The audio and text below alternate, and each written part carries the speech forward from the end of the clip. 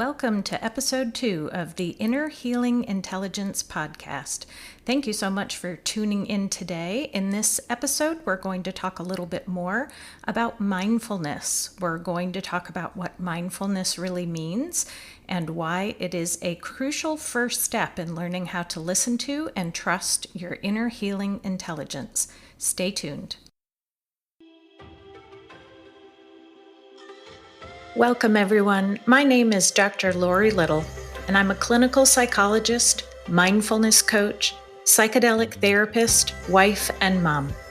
My passion is helping people learn to listen to and trust their inner healing intelligence, that part of us that is always moving towards health and growth.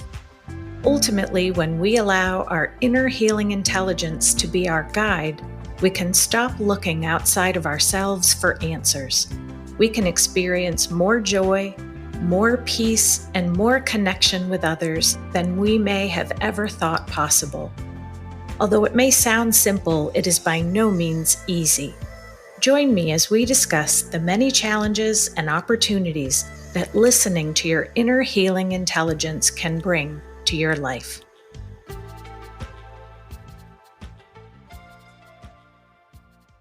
Hello, everyone. So glad you are back here today with me. And today we're going to be talking about mindfulness and its relationship to our inner healing intelligence. If you joined me for our very first episode, you heard me define what inner healing intelligence is and how learning some mindfulness skills is really a prerequisite for being able to listen to and trust your inner healing intelligence. So we're going to talk a little bit more about what mindfulness is. So what exactly do I mean when I say mindfulness? A lot of people teach mindfulness skills, and mostly that's because we have learned over the last several decades how important mindfulness is to improving our mental health and our well-being.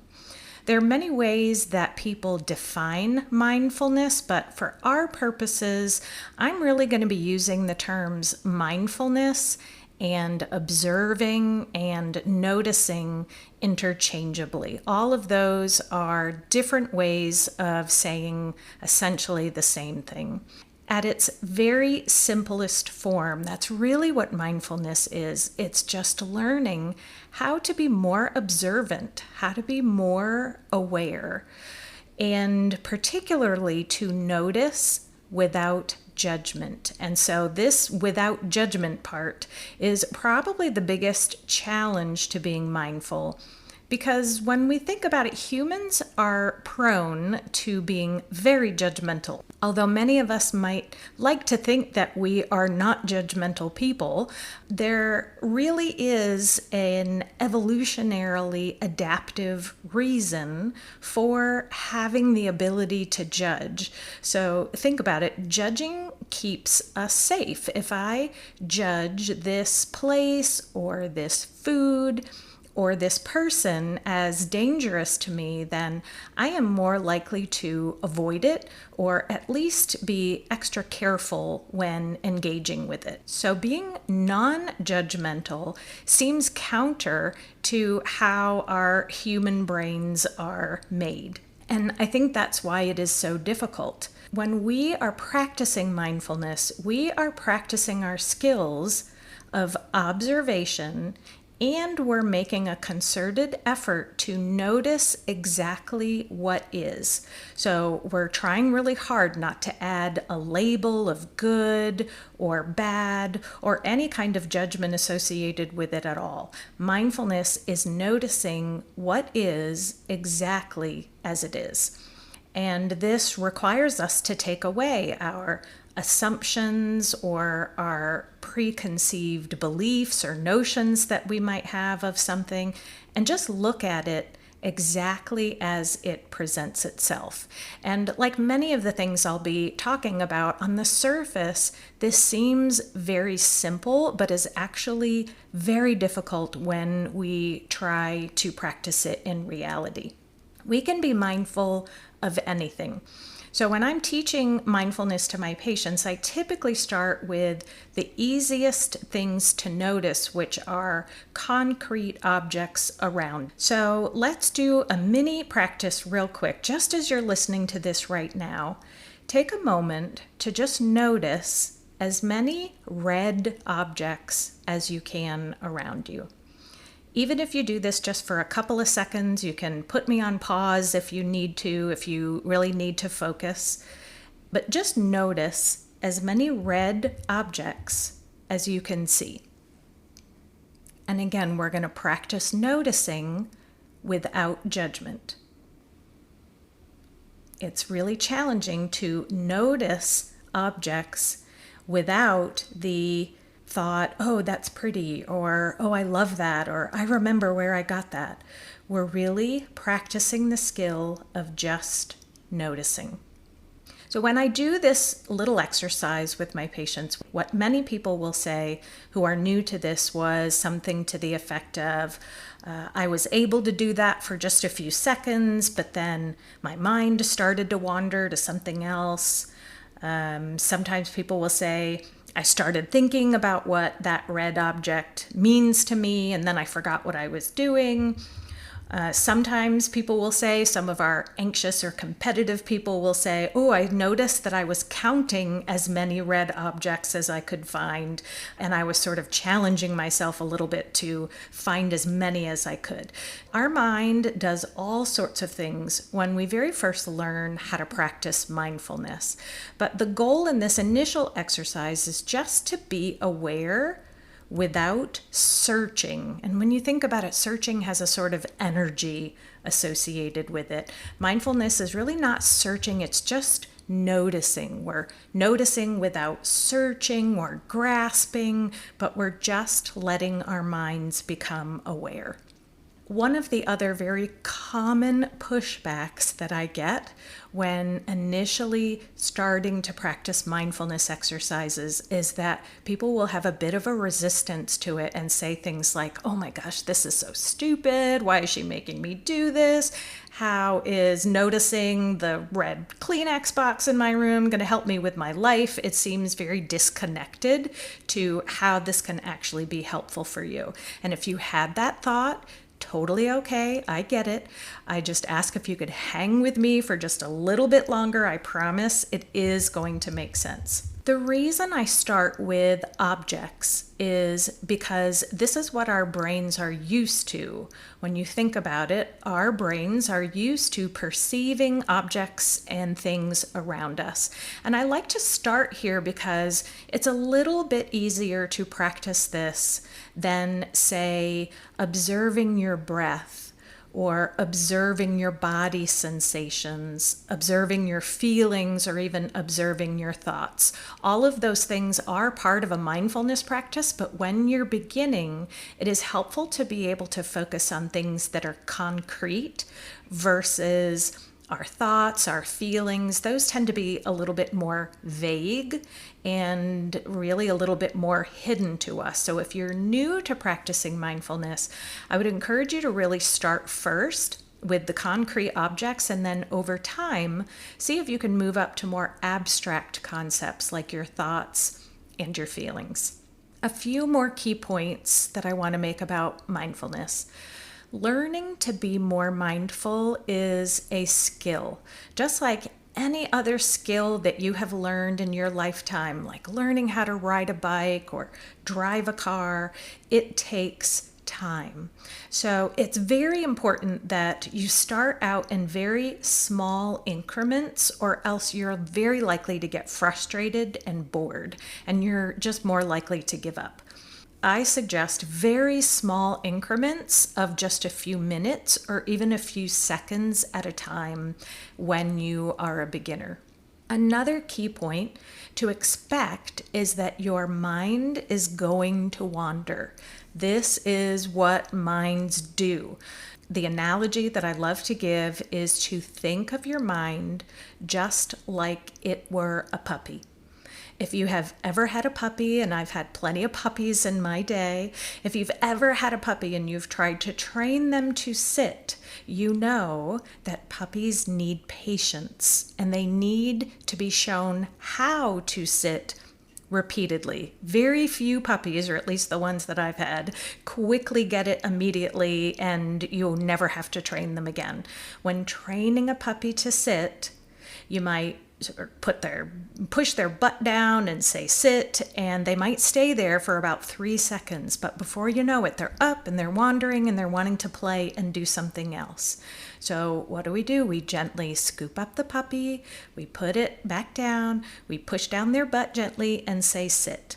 We don't get mad at the puppy. We don't scold the puppy. This is just, we know what puppies do. And we also really don't try to have, hopefully, hour-long training sessions with our puppies. We know that puppies, when they're puppies, can really only do a few minutes a day. But over time, with consistency, the puppy is going to learn how to sit. Our brain is just like this. When your mind starts to wander, that is inevitable. That's what it is supposed to do. So we don't want to get mad at ourselves. I think this is one of the biggest challenges that my more perfectionistic or driven patients experience. If you are prone to perfectionism, you want to get it right. You want to be mindful, and you feel as if somehow you're failing when your mind wanders. So I want to say from the beginning, it's not failing. This is just what minds do. And part of the process is really noticing that your mind has wandered and then bringing it back to the task. That in and of itself is mindfulness. You noticed that your mind was wandering. That key of not judging ourselves, not getting mad at ourselves, just knowing this is what minds do and bringing it back to whatever you are practicing your mindfulness with. Anyone can do mindfulness. Anyone. Oftentimes I'll have folks that say, oh, I have severe ADHD, I can't do mindfulness. Anyone, no matter how severe your ADHD is, you can practice mindfulness and learn how to be just a little more mindful if you give it enough space, enough practice, and enough time. We also can fit mindfulness into any day, no matter how hectic it is. I would say that's probably another pushback that I get is I don't have time for that. I'm very busy. I'm running from thing to thing. I get that. And even if you have 15 seconds at lunch, you can practice mindfulness. As you're pulling out your lunch, just notice it. Notice the smells, notice the colors, notice the textures of your food. You can notice how your body reacts as you are looking at and smelling your lunch. You can notice your body sensations as you're eating your lunch, as your stomach is getting more and more full. All of that is practicing mindfulness. The opposite of mindfulness is what many of us do, myself included, is scarfing down our lunch really fast so we can get to the next task, or scrolling through Instagram or TikTok while we're eating.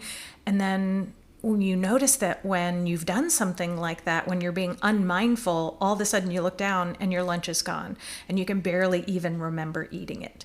We actually have a lot of research that shows that engaging in a mindful eating training program can reduce binge eating. It can reduce just overall stress or emotional eating and help people feel more in charge of their eating behavior. So I'm going to push back to anyone who says they don't have time for it. If you have 15 seconds, which everyone does, you can practice mindfulness. Bringing this all back to our inner healing intelligence. Our inner wisdom, especially in the beginning, can be deeply hidden from us. And how our inner wisdom communicates or speaks to us can vary. Sometimes people will share that they notice their inner wisdom speaking to them with actual words like rest or eat or go home, very brief 1 or 2 sentence words that guide them about what their bodies need.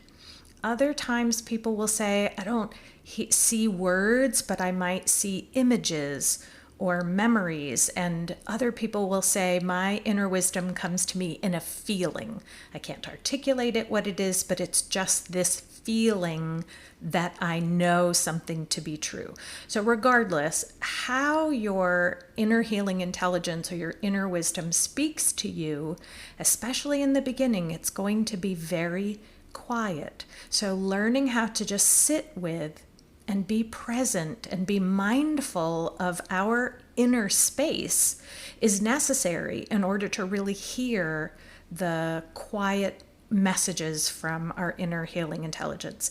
If we are constantly on the move, if we're rushing from thing to thing, never pausing to reflect and listen within, we are never going to be able to hear that inner wisdom. Another piece is the, again, most challenging part of mindfulness is learning to practice to observe without judgment. It is going to make it much more difficult to hear our inner wisdom when our inner dialogue is filled with judging messages like, I shouldn't be thinking this way, or I shouldn't be feeling this way. Our inner wisdom is not going to want to speak very loudly to us if it is expecting some sort of shame response. Learning to notice what is present, without the judgments or the shoulds or shouldn'ts about it, is really essential, because it's giving your inner wisdom that permission to speak louder and clearer to you.